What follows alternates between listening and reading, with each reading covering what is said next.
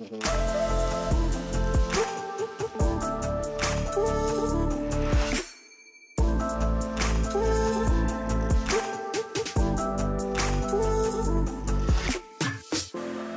tout le monde, on espère que ça joue, on est content de vous retrouver pour cette nouvelle vidéo et aujourd'hui on va vous parler d'un sujet qui, vous me direz un petit peu comme toutes les vidéos, un sujet en lien avec un débat où Jonas et moi avons de nombreuses fois parlé, soit en tant que collectionneur, soit en tant que passionné, tout simplement rien que pour l'amour du débat, mais c'est un sujet qui je pense va vous plaire. Peut-être qu'une question que vous êtes tous posée derrière votre écran en tant que collectionneur ou d'amateur tout simplement de montre, et c'est la taille d'une montre. Quand on choisit une montre, je pense que vous êtes tous posé la question, est-ce que cette montre elle est pas trop grosse pour moi? Ou bien au contraire, est-ce que cette montre finalement elle va pas paraître ridicule ou toute petite sur mon poignet? Et nous on va vous répondre en vous donnant peut-être d'abord un côté un peu plus technique, on va vous parler un petit peu de quand on parle de millimètres sur une montre, qu'est-ce que ça veut dire exactement? Parce qu'il y a quand même des choses à prendre en compte. Un petit peu de théorie, voilà. Et on va aussi vous parler de cas pratiques, notamment quelque chose que mon frère a vécu il y a peu de temps de cela, et pour vous donner des exemples et aussi surtout la façon dont on peut aborder ce sujet. Et vous verrez à la fin, on va pas vous spoiler, mais on a quand même un avis assez tranché face à ça. Je pense qu'on a tous le même réflexe à un moment donné quand soit on a une montre qui nous intéresse, qu'on a envie peut-être de l'acheter ou qu'elle nous fait de l'œil, ou une montre aussi, paradoxalement, qu'on possède déjà et que, je sais pas, il y a un truc qui se passe et qu'on se dit tiens, cette montre, je sais pas, j'ai l'impression qu'elle est trop petite pour moi ou au contraire trop grosse pour moi. Et le réflexe qu'on va avoir généralement dans ces moments-là, c'est d'aller sur Internet, regardez les millimètres en diamètre que le constructeur ou que certaines vidéos YouTube ou sur Instagram, sur des blogs, etc.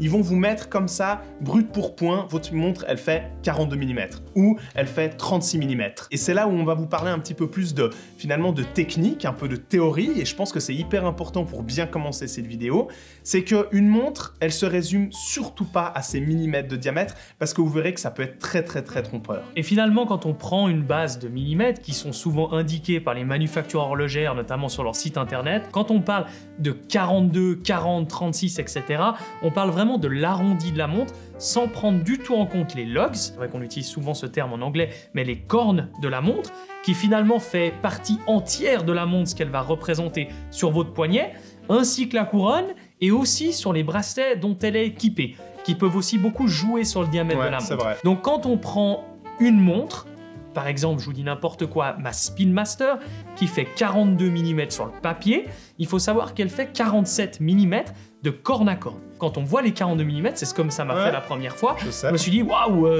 c'est la sacrée montre, quoi.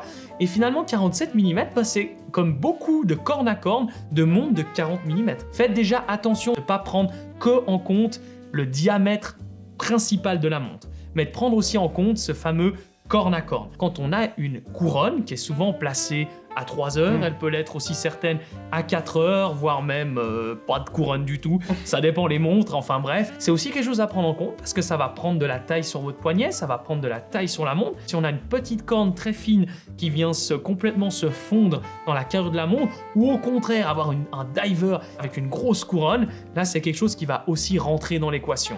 Donc ça c'est aussi un paramètre à prendre en compte. Et le dernier, et peut-être un des plus importants, c'est le bracelet. Bien sûr, si elle est équipée sur un bracelet en cuir, un bracelet natto, un bracelet en rubber strap, bracelet en caoutchouc, la plupart du temps, la montre sera moins volumineuse au niveau finalement de sa taille en entier. Alors qu'un bracelet en acier va souvent prendre déjà un peu plus de poids, va rendre la montre des fois, mais pas toujours le cas, un peu plus imposante, mais ça on en reparlera tout à l'heure. Il faut aller chercher un peu plus loin, je pense que ça mérite, parce qu'une montre où là où vous disiez waouh, sur le papier elle est quand même vachement grosse, en fait non, à l'inverse, elle peut s'avérer beaucoup plus petite qu'on le pense, et le contraire est aussi vrai. Donc méfiez-vous un petit peu de ces chiffres qui, finalement, sortis de leur contexte, veulent un peu tout et rien dire. Qui honnêtement, quand vous êtes posé la question pour cette fameuse taille de montre, n'a pas été regardé sur internet le fameux modèle qu'il a en tête depuis très longtemps, mais qu'il hésite parce qu'elle est peut-être un peu trop grande ou un peu trop petite, n'a pas été voir ces fameuses photos Google Images, toutes bien pourries, où on voit la montre en gros plan, absolument pas proportionnée correctement par rapport au poignet. Limite avec un fisheye. Et voilà, c'est là où on va vous montrer ces fameux 3 exemples. On a pris la Fave Le Bas, qui est une taille de 34 mm.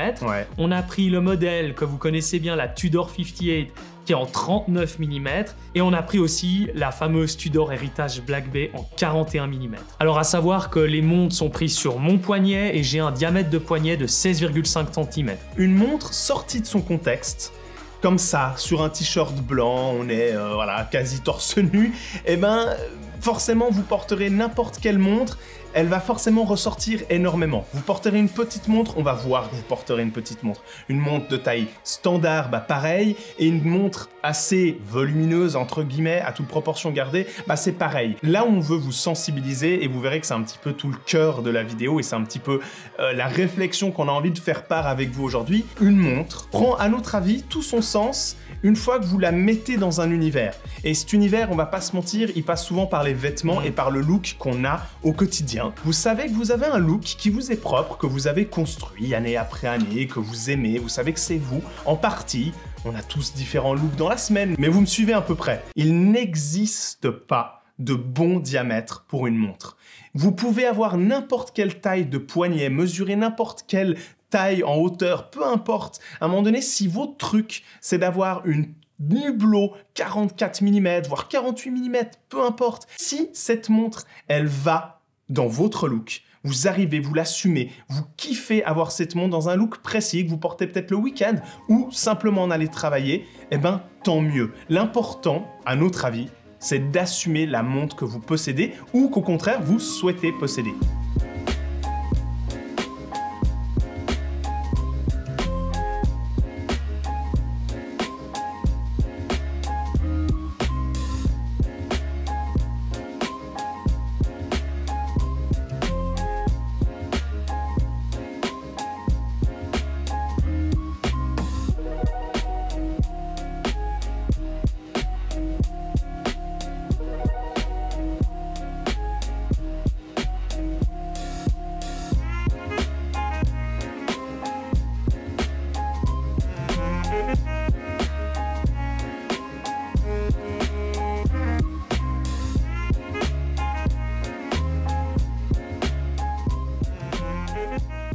Pour peut-être faire un petit peu plus écho à ce que je suis en train de vous dire, je vais vous donner un exemple qui me concerne moi, personnellement, et que j'ai vécu il n'y a pas si longtemps que ça.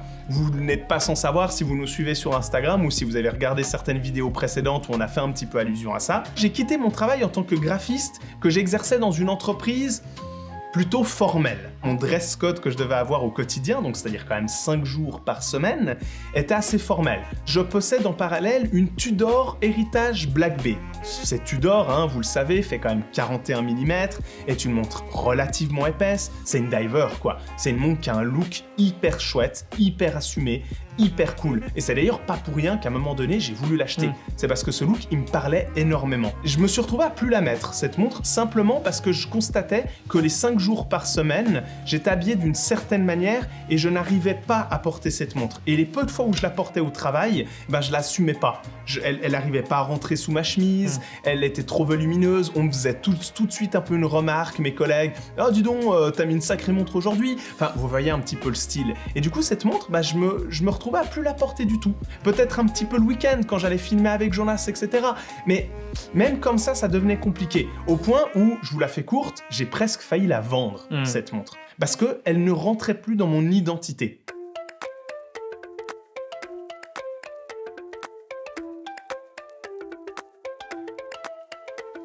Et depuis, j'ai quitté ce travail, je me suis lancé avec Jonas à 100% dans cette aventure qu'est YouTube et d'autres aventures dont on vous a déjà parlé. J'ai cette chance de pouvoir porter un petit peu plus mes vêtements que j'aime, mon look qui m'est propre, c'est-à-dire un peu workwear, voilà, vous voyez un petit peu les influences. Et je me suis retrouvé à instinctivement beaucoup plus mettre cette Tudor Heritage Black Bay parce qu'elle allait beaucoup plus facilement dans mes looks. Et cette petite expérience que j'ai vécue m'a, mine de rien, appris quelque chose, c'est qu'à un moment donné, c'est important d'assumer une montre. Et ce qui fait qu'on finit par assumer ou non une montre, eh ben c'est ça, c'est le contexte dans lequel vous la plongez, le look que vous mettez quand vous décidez de mettre votre Panerai 48 mm, votre Favre-le-Bas, comme c'est notre cas, 34 mm. À un moment donné, n'importe quelle montre peut vous aller. à partir du moment où vous lui accordez un look qui lui est propre et avec laquelle vous allez assumer porter cette dernière. Vous allez nous dire c'est bien gentil, il faut au moins avoir 1 ou 2 montres, voire 3 montres pour pouvoir aller dans une montre pour le week-end, les circonstances, en costard, en casual. Ouais, alors non, vous avez possibilité d'avoir une seule montre qui répondra à énormément de vos besoins. Et c'est pas pour rien que Rolex, Tudor, notamment mon modèle que j'ai, la 58, plaît énormément. Pourquoi ? Parce que à la base, elle a un héritage de plongée, ça se ressent, mais à la fois, elle colle aussi un petit peu au look un peu plus chic, elle a un diamètre un petit peu plus réduit pour une plongeuse, ce qui en fait finalement une montre un peu passe-partout. Ouais, un peu plus versatile. Ouais. On en discutait dans la dernière vidéo concernant la 58, où on parlait que c'était peut-être la montre un peu trop parfaite. Vous savez que j'adore les plongeuses, et c'est vrai que là, maintenant, je trouve que cette montre-là n'assume peut-être pas pleinement son identité, n'assume peut-être pas pleinement son look, voilà, exactement. Ouais. Et ce qui fait que cette montre est peut-être des fois un peu trop passe-partout. Ouais, je pense que c'est une bonne chose, peut-être, quand vous débutez l'horlogerie, avec vos moyens, bien évidemment, et la chance que vous avez, c'est que des montres semblables à la 58 de chez Tudor, il y en existe pour tous les bourses, que ce soit chez Seiko, que ce soit chez Hamilton, Tudor, etc. C'est une bonne montre, et il y en a d'autres pour commencer l'horlogerie, justement pour avoir un peu une daily watch, comme on dit, une montre à porter au quotidien, que vous pouvez mettre avec quasiment n'importe quel look. Mais effectivement, comme le dit Jonas, c'est vrai que je trouve aussi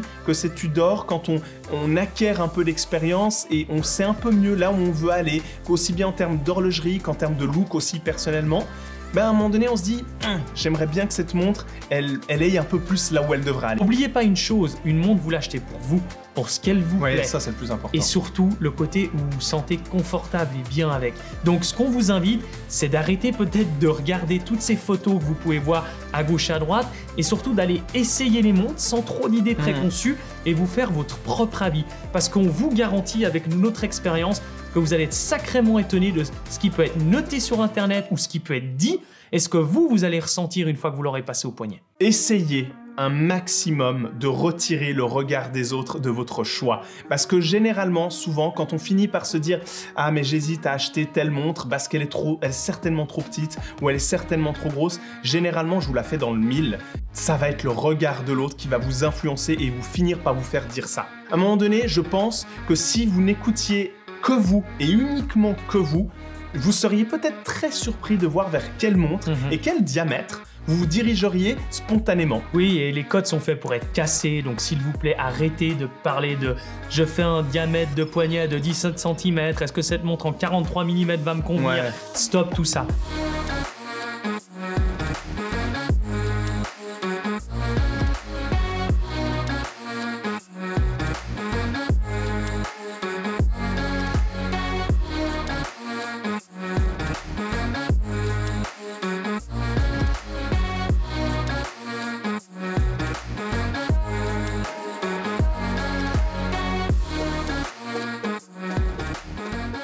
Vous êtes hyper cool parce que vous nous posez plein de questions sur Instagram. Est-ce que cette montre, elle me plaît? J'hésite entre ça et ça. Fonctionnez au coup de cœur, allez les essayer. Votre choix, il sera fait que à ce moment-là, une fois que vous l'aurez passé au poignet. On a commencé la vidéo avec un peu de théorie et je pense qu'on a eu raison de le faire parce que c'est toujours important de savoir un peu dans quoi on met les pieds et pourquoi finalement tel diamètre, etc. Mais à un moment donné, comme l'a dit très justement Jonas, il faut faire la part des choses un petit peu avec ça. La théorie, c'est bien jusqu'à un certain point. Savoir la mettre un petit peu de côté et se dire non mais à un moment donné, c'est bon quoi. J'ai envie de porter telle montre parce que j'adore ce look, elle me confère un truc de malade. Je l'assume pleinement. Let's go, quoi.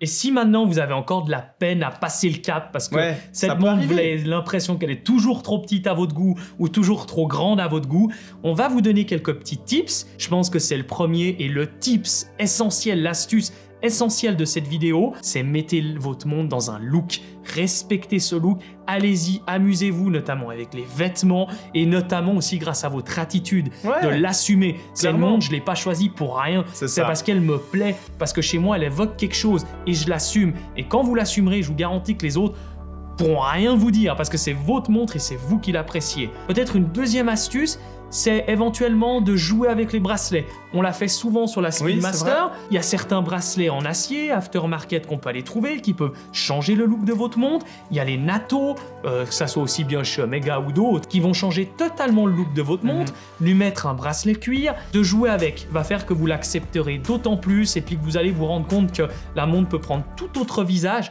puis vous serez très content de mettre son bracelet d'origine après. C'est vrai, on y reviendra très vite en fait. N'hésitez pas à prendre en photo votre montre. Passez photo, vrai. toute pourrie bien zoomée devant, prenez-vous en photo, demandez à vos proches de prendre des photos, amusez-vous avec votre montre, c'est comme ça que vous allez vous rendre compte qu'elle vous va super bien. C'est vrai. Et demandez aussi l'avis des gens qui vous sont proches, des gens envers qui vous avez confiance, et non pas forcément dans les forums où les gens n'ont jamais vu votre poignet, n'ont jamais vu la montre sur votre poignet. Demandez les gens de votre famille, vos amis, vos copines, vos copains, vos maris, vos femmes. Et ces personnes-là, la plupart du temps, vont vous donner des conseils et un avis vraiment bienveillant, comme tu le dis très justement. Mettez de côté la théorie et le regard des autres, et à partir de là, vous trouverez ce qui vous plaît le plus. Et comme d'habitude, n'oubliez pas de liker, de commenter, et surtout de nous dire si vous avez déjà vécu cette expérience de cette fameuse montre, trop petite ou trop grande, de partager cette vidéo, et comme d'habitude, on se retrouve sur une prochaine vidéo, et n'oubliez pas, soyez à l'heure.